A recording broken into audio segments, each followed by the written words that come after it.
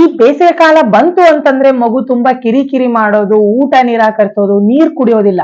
ಹಾಗಾಗಿ ಈ ಸಮ್ಮರ್ ನಲ್ಲಿ ಮಗುವಿಗೆ ಅತ್ಯಂತ ಸ್ಪೆಷಲ್ ಕೇರ್ ಮಾಡ್ಬೇಕಾಗುತ್ತೆ. ಯಾಕಪ್ಪ ಅಂತಂದ್ರೆ ಮಗುವಿನ ಬಾಡಿ ಟೆಂಪರೇಚರ್ ಬೇಗ ಹೆಚ್ಚಾಗ್ತಿರುತ್ತೆ, ಹಾಗೆ ಮಗುವಿನ ಸ್ಕಿನ್ ಕೂಡ ತುಂಬಾ ಸೆನ್ಸಿಟಿವ್ ಇರುತ್ತೆ. ಸೊ ಹಾಗಾಗಿ ಇವತ್ತಿನ ಈ ವಿಡಿಯೋದಲ್ಲಿ ಸಮ್ಮರ್ ನಲ್ಲಿ ಮಗುವಿನ ಆರೈಕೆ ಯಾವ ರೀತಿ ಮಾಡ್ಬೇಕು, ಯಾವೆಲ್ಲ ಆಹಾರಗಳು ಕೊಡ್ಬೇಕು, ನೀರ್ ಎಷ್ಟು ಕೊಡ್ಬೇಕು ದಿನಕ್ಕೆ, ಅದು ಸ್ಪೆಷಲಿ 6 ತಿಂಗಳ ಮೇಲ್ಪಟ್ಟಿಗೆ ನೀರ್ ಎಷ್ಟು ಕೊಡ್ಬೇಕು, ಮತ್ತೆ 1 ವರ್ಷ ಮೇಲ್ಪಟ್ಟ ಮಗುವಿಗೆ ನೀರ್ ಎಷ್ಟು ಕೊಡ್ಬೇಕು, ಸ್ನಾನ ಮಾಡಿಸುವಾಗ ಯಾವ ರೀತಿ ಎಚ್ಚರಿಕೆ ವಹಿಸ್ಬೇಕು, ಅಪ್ಪಿ ತಪ್ಪಿನೂ ಮಾಡಲೇಬಾರದಂತ ತಪ್ಪುಗಳು ಯಾವುವು, ಇವೆಲ್ಲದರ ಬಗ್ಗೆ ಸಂಪೂರ್ಣವಾಗಿ ಈ ವಿಡಿಯೋದಲ್ಲಿ ಡಿಸ್ಕಸ್ ಮಾಡ್ತಾ ಹೋಗೋಣ. So welcome back to my channel being mom Kannada. ಬೇಸಿಗೆ ಕಾಲದಲ್ಲಿ ಮಗುವಿನ ಆರೈಕೆ ಬೇಕಾದ ಟಿಪ್ಸ್ ಗಳಲ್ಲಿ ಮೊದಲನೇದಾಗಿ ಅದು ಮುಖ್ಯವಾದ್ದು ಅಂತಂದ್ರೆ ವಾಟರ್ ಇಂಟೇಕ್ ಅಥವಾ ಈ ಹೈಡ್ರೇಷನ್. ಎಸ್, 6 ತಿಂಗಳ ಮೇಲ್ಪಟ್ಟ ಮಗುವಿಗೆ ಈ ನೀರ್ ಕುಡೋದು ತುಂಬಾ ಮುಖ್ಯ ಆಗಿರುತ್ತೆ. ಯಾಕಪ್ಪ ಅಂತಂದ್ರೆ ಈ ಸಮಯದಲ್ಲಿ ನೀವು ಮೇಲಿನ ಆಹಾರ ಕೊಡಕ್ ಸ್ಟಾರ್ಟ್ ಮಾಡಿರ್ತೀರಿ, ಆ ಆಹಾರನ ಡೈಜೆಸ್ಟ್ ಮಾಡ್ಸೋಕೆ ಈ ನೀರು ಅಗತ್ಯ ಆಗಿರುತ್ತೆ. ಅದು 6 ತಿಂಗಳ ಒಳಗಡೆ ಇತ್ತು ನಿಮ್ ಮಗು ಏನಾದ್ರು ಅಂತಂದ್ರೆ, ಎದೆ ಹಾಲು ಕುಡಿಸ್ತಿದ್ರಿ ಅಥವಾ ನೀವ್ ಏನಾದ್ರು ಫಾರ್ಮುಲಾ ಮಿಲ್ಕ್ ಕೊಡ್ತಿದ್ರಿ ಅಂತಂದ್ರೆ ಅದರಲ್ಲಿರೋ ನೀರಿನ ಅಂಶ ಅಷ್ಟೇ ಸಾಕು. ಈ ಬೇಸಿಗೆ ಕಾಲ ಇದೆ, ಮಗುವಿನ ಬಾಯಿ ಒಣಗ್ಬಹುದು, ಇಲ್ಲ ಅವ್ರು ಹೇಳಿದ್ರು, ಅಜ್ಜಿ ಹೇಳಿದ್ಲು, ಅಮ್ಮ ಹೇಳಿದ್ಲು ಅನ್ಕೊಂಡು ನಿಮ್ ಮಗು ಏನಾದ್ರು 6 ತಿಂಗಳು ಒಳಗಡೆ ಇತ್ತು ಅಂತಂದ್ರೆ ಪ್ಲೀಸ್ ಯಾವುದೇ ರೀತಿ ನೀರ್ ಕೊಡಕ್ ಹೋಗ್ಬೇಡಿ. ನಿಮ್ ಮಗು ಏನಾದ್ರು 1 ವರ್ಷ ಮೇಲ್ಪಟ್ಟಿತ್ತು ಅಂತಂದ್ರೆ ದಿನಕ್ಕೆ 6 ರಿಂದ 8 ಬಾರಿ ಆದ್ರೂ ನೀರ್ ಕೊಡ್ಬೇಕಾಗತ್ತೆ. ಈ ಸಮಯದಲ್ಲಿ ನಿಮ್ ಮಗು ಏನಾದ್ರು ತುಟಿ ಒಣಗಿದಂಗ ಆಗಿತ್ತು, ಇಲ್ಲ ತುಂಬಾ ಕಡಿಮೆ ಟೈಮ್ ಯೂರಿನ್ ಪಾಸ್ ಮಾಡ್ತಿತ್ತು, ಅಥವಾ ನಿಮ್ ಮಗುವಿನ ಯೂರಿನ್ ಏನಾದ್ರೂ ತುಂಬಾ ಡಾರ್ಕ್ ಎಲ್ಲೋ ಆಗಿತ್ತು ಅಂತಂದ್ರೆ ನಿಮ್ ಮಗುವಿಗೆ ಡಿಹೈಡ್ರೇಷನ್ ಆಗಿದೆ ಅಂತ ಅರ್ಥ.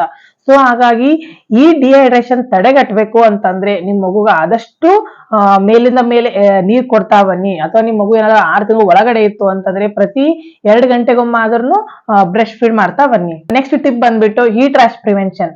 ಎಸ್, ಈ ಸಮಯದಲ್ಲಿ ಮಗುಗೆ ಈ ಹೀಟ್ ರ್ಯಾಶಸ್ ಅಂದ್ರೆ ಈ ಬೆವರುಸಲೆ ಆಗೋ ಚಾನ್ಸಸ್ ಇರುತ್ತೆ. ಸೊ ಹಾಗಾಗಿ ಆದಷ್ಟು ನಿಮ್ ಮಗುಗೆ ತಿಳುವಾದಂತ ಕಾಟನ್ ಬಟ್ಟೆ ಹಾಕ್ತಾ ಬನ್ನಿ. ಅದು ಸ್ಪೆಷಲಿ ನಿಮ್ ಮಗು ಏನಾದ್ರು 5 ತಿಂಗಳು ಒಳಗಡೆ ಇತ್ತು ಅಂತಂದ್ರೆ ನಾರ್ಮಲಿ ಈ ಸಮಯದಲ್ಲಿ ಮಗು ಅಷ್ಟೊಂದು ಬಾಡಿ ಮೂವ್ಮೆಂಟ್ ಅದೆಲ್ಲ ಮಾಡ್ತಿರಲ್ಲ, ಒಂದೇ ಭಾಗದಲ್ಲಿ, ಅದು ಬೆನ್ ಭಾಗದಲ್ಲೇ ಮಲಗಿರ್ತಾವಲ್ಲ, ಆ ಭಾಗದಲ್ಲಿ ಯಾವ್ದೇ ರೀತಿ ಏರಿಯೇಷನ್, ಯಾವ್ದೇ ರೀತಿ ಗಾಳಿ ಅದೆಲ್ಲ ಆಡ್ದೇನೆ ಈ ಕುತ್ತಿ ಭಾಗದಲ್ಲಿ, ಕೈ ಸಂಧಿಯಲ್ಲಿ ಮತ್ತೆ ಬೆನ್ ಭಾಗದಲ್ಲಿ ಎಲ್ಲ ಬೆವರುಸಲೆ ಆಗೋ ಚಾನ್ಸಸ್ ಇರುತ್ತೆ.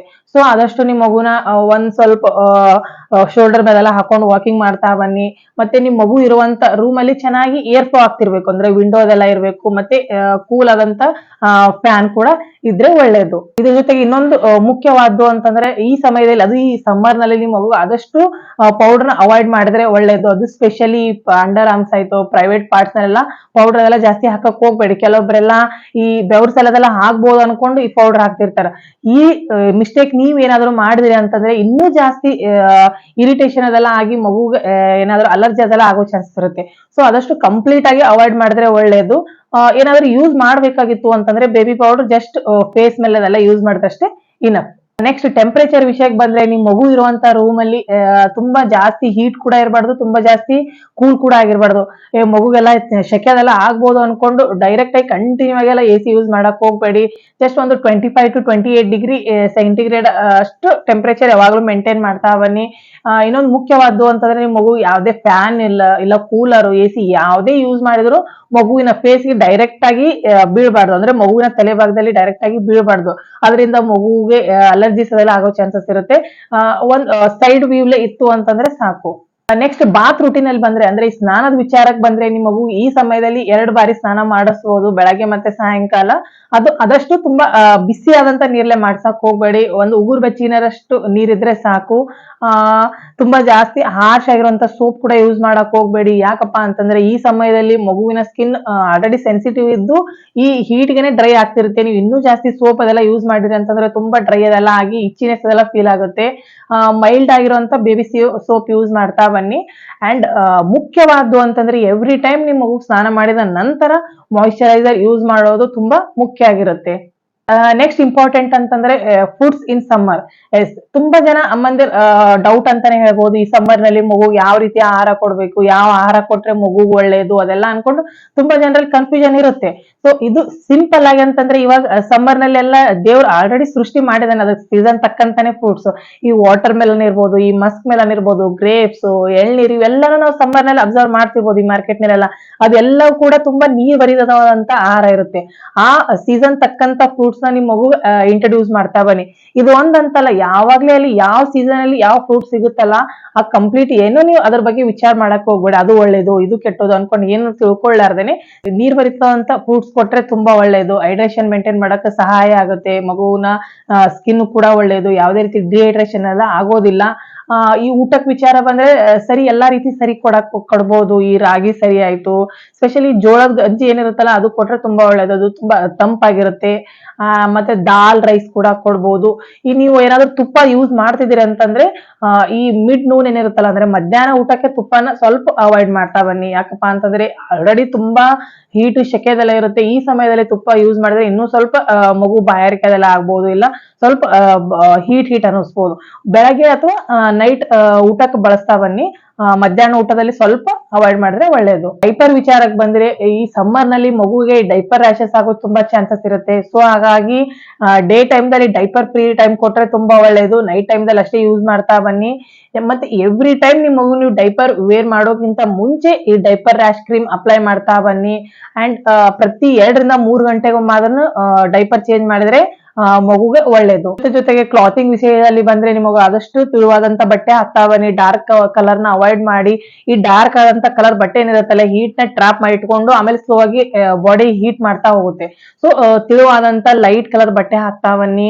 ಮತ್ತೆ ಈ 11 ನಿಂದ 4 ವರೆಗೂ ಏನ್ ಹೀಟ್ ಇರುತ್ತಲ್ಲ ಅಂದ್ರೆ ಸನ್ ಇರುತ್ತಲ್ಲ, ಅದು ಮಗುವಿಗೆ ತುಂಬಾ ಹೆವಿ ಆಗುತ್ತೆ. ಅಂದ್ರೆ ಮಗುವಿನ ಸ್ಕಿನ್ ಆಲ್ರೆಡಿ ಸೆನ್ಸಿಟಿವ್ ಇರುತ್ತಲ್ಲ, ಸೊ ಹಾಗಾಗಿ ಈ ಹೀಟ್ ಮಗುವಿಗೆ ಬೇರ್ ಮಾಡ್ಕೊಳ್ಳುವಂತ ಶಕ್ತಿ ಇನ್ನು ಬೆಳೆದಿರೋದಲ್ಲ. ಸೊ ಹಾಗಾಗಿ ಈ ಸಮಯದಲ್ಲಿ ಮಗುನ ಹೊರಗಡೆ ಒಯ್ಯೋದಾಯ್ತು, ಮಗುನ್ ತಗೊಂಡ್ ಜರ್ನಿ ಅದೆಲ್ಲ ಮಾಡೋದನ್ನ ಅವಾಯ್ಡ್ ಮಾಡ್ತಾ ಬನ್ನಿ.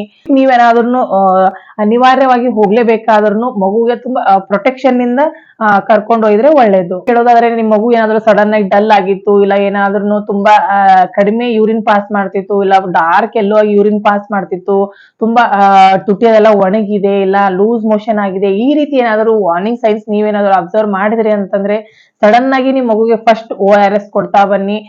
ನೆಕ್ಸ್ಟ್ ನಿಮ್ ಮಗು ತುಂಬಾ ಜಾಸ್ತಿ ಫೀವರ್ ಇದೆ, ತುಂಬಾ ಕಿರಿಕಿರಿ ಮಾಡ್ತಿದ್ದಾನೆ ಅನ್ಕೊಂಡು ಈ ರೀತಿ ಏನಾದ್ರು ಲಕ್ಷಣ ಕಾಣಿಸ್ಕೊಳ್ತು ಅಂತಂದ್ರೆ ಒಂದ್ ಬಾರಿ ಡಾಕ್ಟರ್ನ ಭೇಟಿ ಮಾಡಿದ್ರೆ ಒಳ್ಳೇದು. ಫ್ರೆಂಡ್ಸ್, ಇದ್ರ ಜೊತೆಗೆ ನೀವೇನಾದ್ರೂ ಬ್ರೆಸ್ಟ್ ಫೀಡ್ ಮಾಡೋ ಮದರ್ ಆಗಿದ್ರಿ ಅಂತಂದ್ರೆ ಈ ಸಮ್ಮರ್ ನಲ್ಲಿ ನಿಮ್ಗೂ ಕೂಡ ಈ ಹೀಟ್ ನಿಂದ ಆಯ್ತು, ನೀವು ಆಗೋ ಸ್ವೆಟ್ ನಿಂದ ಅದೆಲ್ಲ ನಿಮ್ ಬಾಡಿಯಲ್ಲಿ ನಿಮ್ಗೆ ಗೊತ್ತಿರದೇನೆ ಡಿಹೈಡ್ರೇಷನ್ ಆಗ್ತಾ ಬರ್ತಿರುತ್ತೆ. ಸೊ ಇದರಿಂದ ನಿಮ್ಮ ಎದೆ ಹಾಲಿನ ಉತ್ಪತ್ತಿ ಕಡಿಮೆ ಆಗೋ ಚಾನ್ಸಸ್ ಇರುತ್ತೆ. ಸೊ ಹಾಗಾಗಿ ಆದಷ್ಟು ತುಂಬಾ ಜಾಸ್ತಿ ನೀರ್ ಭರಿತವಾದಂತ ಆಹಾರ ಸೇವಿಸ್ತಾ ಬನ್ನಿ. ಸೀಸನ್ ನಲ್ಲಿರೋ ಎಲ್ಲಾ ಫ್ರೂಟ್ಸ್ ತಿಂತಾ ಬನ್ನಿ. ಮತ್ತೆ ತುಂಬಾ ಹೈಡ್ರೇಟ್ ಆಗಿದ್ರೆ ನಿಮ್ ದೇಹಕ್ಕೂ ಒಳ್ಳೇದು, ನಿಮ್ ಹಾಲಿನ ಉತ್ಪತ್ತಿಗೂ ಒಳ್ಳೇದು. ಮತ್ತೆ ಇದ್ರ ಜೊತೆಗೆ ತುಂಬಾ ನಿಮ್ ಮಗುಗೆ ಮೇಲಿಂದ ಮೇಲೆ ಹಾಲು ಕುಡಿಸ್ತಾ ಬನ್ನಿ. ಎಷ್ಟು ನೀವು ಮೇಲಿಂದ ಮೇಲೆ ಹಾಲು ಕುಡಿಸ್ತೀರಿ, ನಿಮ್ಮ ಹಾಲಿನ ಉತ್ಪತ್ತಿ ಹೆಚ್ಚು ಆಗುತ್ತೆ, ಮತ್ತೆ ನಿಮ್ ಮಗುವಿನ ಹೈಡ್ರೇಷನ್ ಕೂಡ ಒಳ್ಳೇದ ಅಂತಂದ್ರೆ ಇವೆಲ್ಲ ಟಿಪ್ಸ್ ಕೇಳೋಕ್ ನಿಮ್ಗೆಲ್ಲ ಸಿಂಪಲ್ ಅನಿಸ್ಬಹುದು, ಆದ್ರೆ ಇವು ತುಂಬಾ ಪವರ್ಫುಲ್ ಆಗಿದಾವೆ. ನೀವೇನಾದ್ರೂ ಈ ಟಿಪ್ಸ್ ನೆಲ್ಲ ಫಾಲೋ ಮಾಡಿದ್ರಿ ಅಂತಂದ್ರೆ ಶೋರ್ ಈ ಸಮ್ಮರ್ ನಿಮ್ ಮಗುಗೆ ಈಸಿ ಆಗಿರುತ್ತೆ. ಯಾವುದೇ ರೀತಿ ಏನು ತೊಂದರೆ ಮಾಡೋದಿಲ್ಲ, ಯಾವುದೇ ರೀತಿ ಡಿಹೈಡ್ರೇಷನ್ ಎಲ್ಲ ಮಾಡೋದಿಲ್ಲ, ಆರಾಮದಾಯಕವಾಗಿರುತ್ತೆ. ಸೊ ಫ್ರೆಂಡ್ಸ್, ಇವೆಲ್ಲ ಟಿಪ್ಸ್ಗಳು ನಿಮಗೆ ಹೆಲ್ಪ್ ಆಗಿದೆ ಅನ್ಕೊಂತೀನಿ. ಹೆಲ್ಪ್ ಆದ್ರೆ ಲೈಕ್ ಮಾಡೋದನ್ನು ಮರಿಬೇಡಿ. ಇದೇ ರೀತಿ ರೆಗ್ಯುಲರ್ ವಿಡಿಯೋಗಳ ಅಪ್ಡೇಟ್ಗಾಗಿ ಸಬ್ಸ್ಕ್ರೈಬ್ ಆಗಿ. ನೀವು ಮತ್ತೆ ನಿಮ್ಮ ಮಗು ಇಬ್ರು ಆರೋಗ್ಯವಾಗಿರಿ. Thank you.